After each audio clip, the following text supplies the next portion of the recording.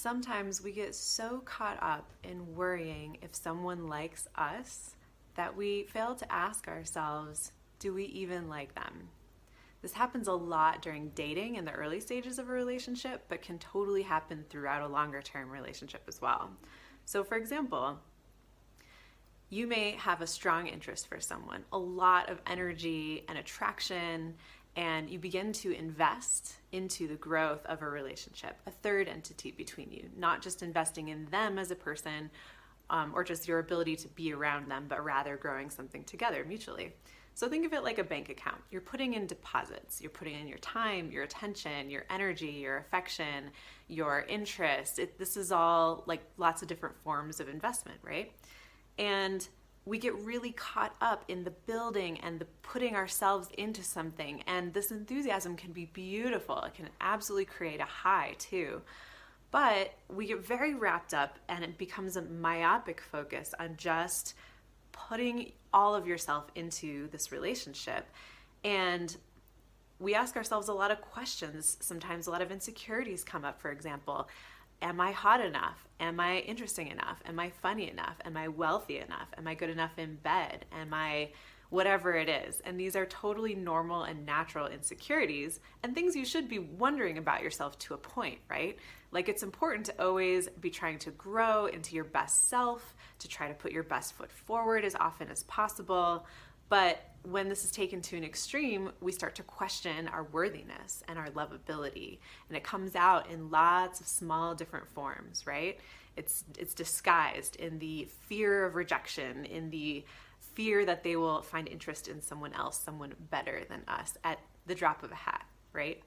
And so we begin to question ourselves and our worthiness. And sometimes the solution for people who begin to gin up that anxiety internally is just pour more of myself into it. Just always be giving it my best shot and always be policing myself for any kind of flaw or slip up or subpar type behavior. And you'll be very self-focused, unfortunately, in an effort to please your partner. And this becomes very people-pleasing. The energy is very grasping, very desperate, very seeking, very desiring, especially desiring of validation and approval. We gotta stop and ask ourselves in the midst of all this happening, do I even like them? I mean, you think you do to a degree, right? Or is it just that you like their approval or like their attention? And so sometimes in the pursuit of our goal, we forget to ask whether or not our goal is actually worth pursuing. And this gets tangled in so many other complex aspects of dating, but come back to the root of it. How does that person make you feel? How does that person enhance your life? Do they bring good things to the table in your life? Do they have a lot of aspects of themselves to offer that are very valuable and desirable to you? Do they make your life easier in some ways? Do they care about your feelings? Do they ask about your life and try to get to know you in a very deep way? Do they ask about your preferences and try to change their behavior to a reasonable amount to suit your preferences more, especially when it comes to your pleasure? And so if you can assess the partner or the object of your desire through that lens, you might be able to see the ways that there becomes an imbalance in the investment. If they are not investing into the mutual account of your relationship in approximately equal amounts or ways than you do, then it's time to really assess your dynamic with them. Maybe have a conversation with them or just have a conversation with yourself, depending on what stage of the relationship you're in. If it's early on, you can make that assessment and just decide like, hey, this is really imbalanced. I don't think the interest is mutual. It's time for me to go. But if it's something longer term and you're very invested and have seen signs of investment from your partner at different times, it might be time to say to them, hey, let's talk about the ways our relationship is balanced energetically in terms of time and effort and attention, things like that.